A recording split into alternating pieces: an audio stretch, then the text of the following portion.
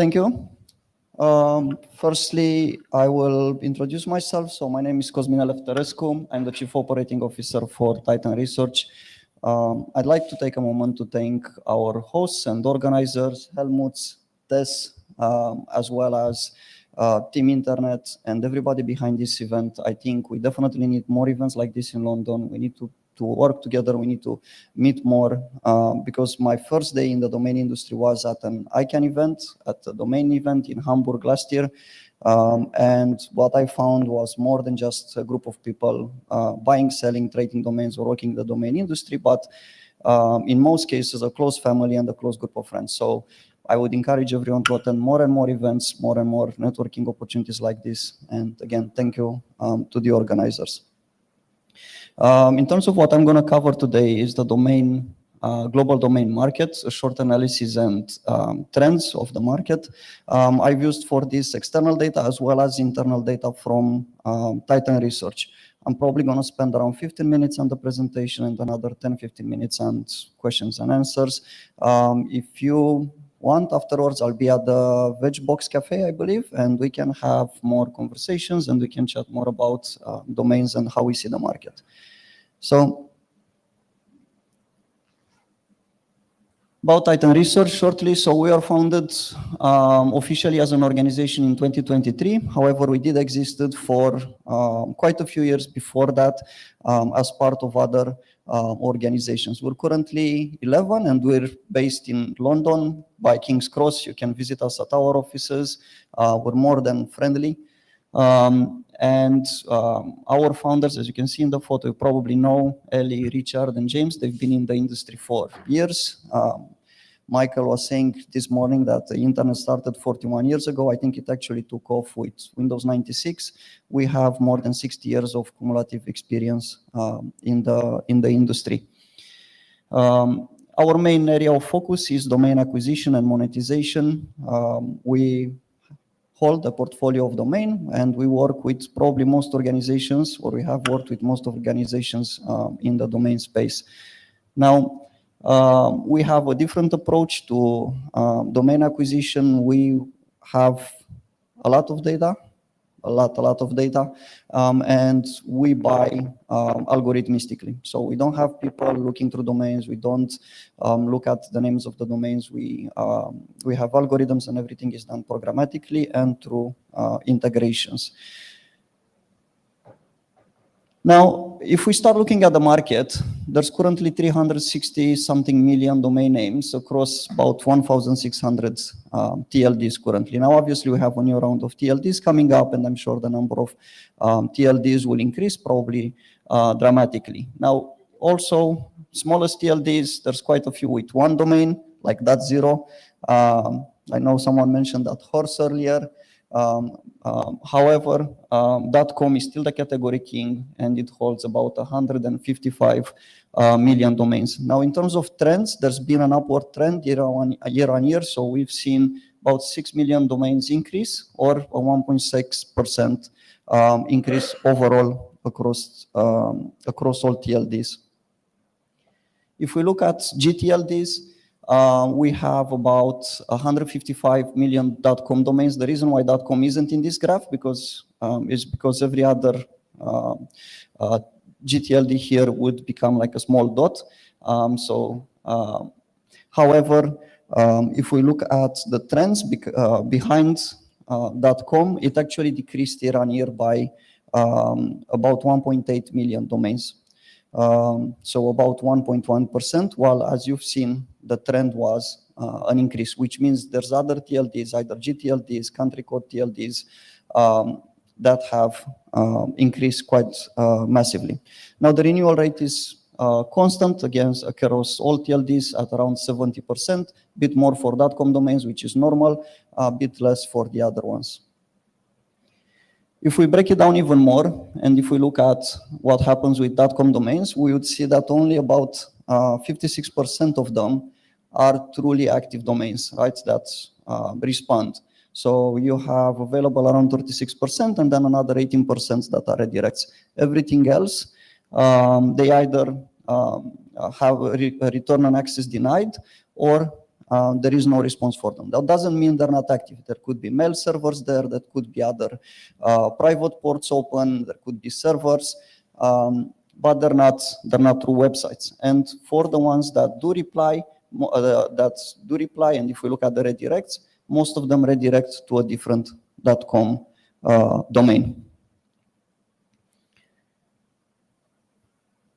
Now, if we look at the CCTLDs, so I would use, it's all over the place, and that's because some countries have pulled a lucky lottery ticket, right? If we look at that AI, for example, if we look at that ML, and they've seen explosive growth for their TLDs, while others, especially the ones that also implement restrictions and you're not allowed to purchase country code TLDs if you're not a resident of that country, a citizen in that country, have seen either a very small increase or a decrease in the number of domains that they have. Now, unfortunately, on this graph, the only one with a negative decrease is .uk. So we definitely need to purchase more .uk domains, and we need to get it in the positive again, right? Come on. We've also seen a large increase in the African CCTLDs, and this is something which is expected because there has been a lot of investment in Africa in their infrastructure, telecoms infrastructure,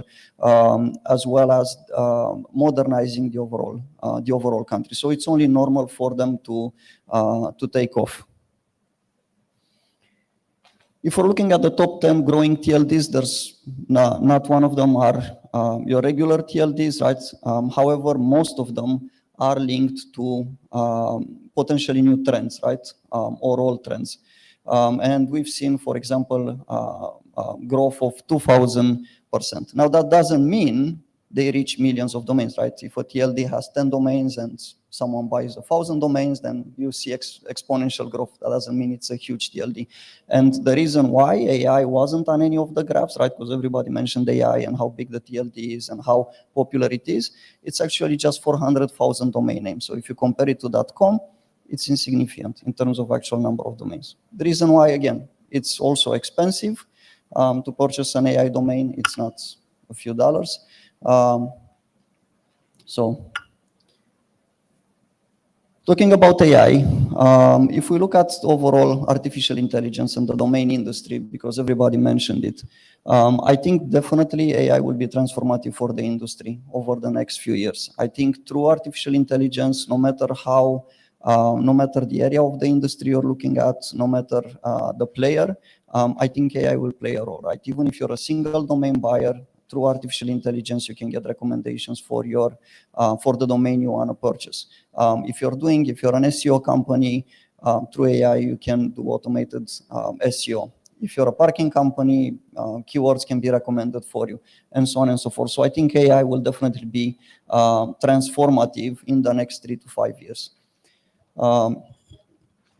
I also believe, right, so right now it can also help users to generate websites, both programmatically for parking purposes, as well as if you want to build a company website, it will break the barriers of having a good website, right? So I think a WordPress builder will probably be a thing of the past in the next 5 years. I also want to talk briefly about parking trends because we hold lots of data on this. So if we look at quarter by quarter for the last year and a half, we've seen a dip at the end of last year in terms of revenue as well as in traffic. However, we've also seen a big uptick in the last couple of quarters. These are percentages, so we've seen a 20% increase in Q2 of 2023, and we've seen a 30% increase to the start of 2023 in the last quarter of 2024. So things are improving. It's not explosive, it's not exponential, but parking is still here. Thank you. Short presentation. I'm not gonna. Patrick, go on, lead it. British government leading the applause. Very good. Thank you very much. Any questions? No, just a comment to say, from everything I've been hearing today, AI can be so helpful. I liked what Lars was saying from Short Dot, I think, where they've got the solution now which crosses over from Web 2 to Web 3, and that's super useful.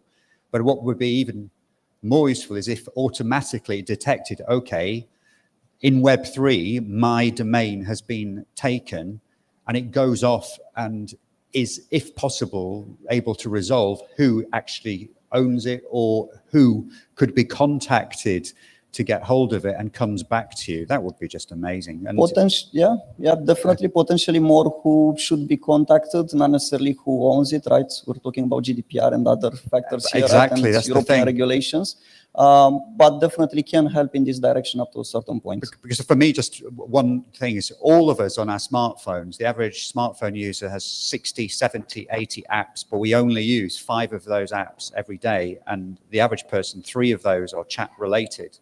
But for every one of those, practically, just to get even to download some inconsequential game, we have allowed whoever it is, it could be a 13-year-old kid in their bedroom, to have access to every single message, photograph, everything. People think nothing of that.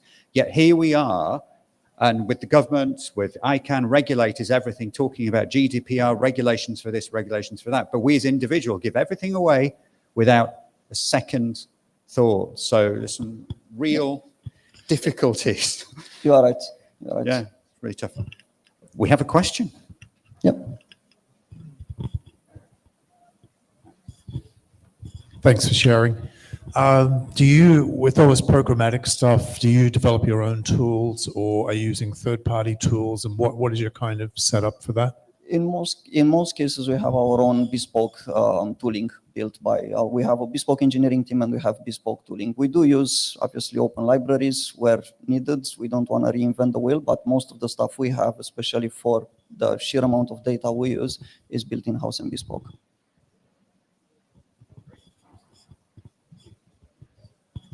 Hi, not wanting to be the voice of doom or anything. I'm just wondering if you've kind of I'm sure you have, cross-referenced any of your research against sort of the use cases and which extensions are most abused rather than used. Some of your fastest growing TLDs in your list, some of the new GTLDs, some of the African countries you mentioned, I know sort of from my own research and other things that I've read that a lot of those are highly abused TLDs. They're popular with infringers because of various factors, sort of low cost of registration, sort of lack of restrictions. I just wondered if you've looked at that mapping at all. So I don't want to offend anyone, right? TK historically has been abused because they gave domains for free, and it's only normal when you give it for free. I think right now it's more about the traffic that's nefarious than the country it originates than the actual TLD. And we've seen this type of activity in all TLDs. You are right, some are more prone than others. I'm happy to have a chat and talk more in detail about each one of them.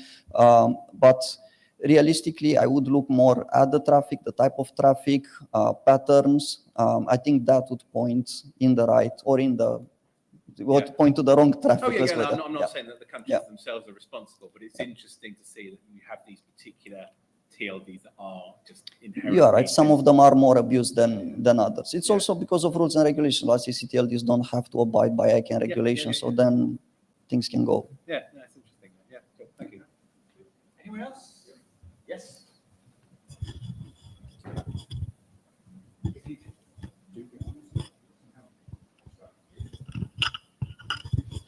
Cosmin, in terms of the intelligence that you showed in the count of domains per TLD, is there any intelligence in terms of what are the type of domains that are registered? For example, generic domain names, could be geo domain names. Is there any intelligence pertaining to that? And also, which sort of domain names attract a lot of or get higher traffic? Any intelligence on that? So for example, generic domain names or 1 letter, 2 letter, or 1 word, 2 word domain names, what tends to attract more traffic? Or what, according to your data, has higher traffic? So it's a great question. There's always, right, yeah, there's direct navigation domains which obviously attract more traffic, for example, right? That's one thing. I would also say that although there are patterns, there's also exceptions to the rules, right? Trends always have generated a lot of traffic, right? If a certain artist would trend in TikTok for this week, right? Hack2E, then obviously that would generate a lot of traffic if it's linked to it. So I would look at trends as well as historical or traditional domains.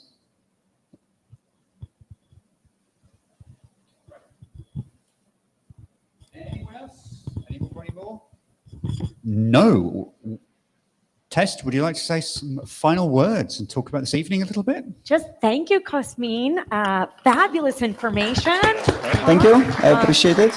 Will you introduce us to all your team members here? You're another local company, which is so special, and a rather celebrity as well in the mix. Will you introduce us real quick so we can all say hello? Sure. So we have Merve, who's leading our domain team. We have Srijoni, who's part of Merve's team. And without no further introduction, we have Richard, who's part of our board, and he's one of our founders. Thank you and welcome, and thank you for being here, each one of you. Thank you for Thank sharing. you. I appreciate it. Fantastic. Thank you, Cosmin.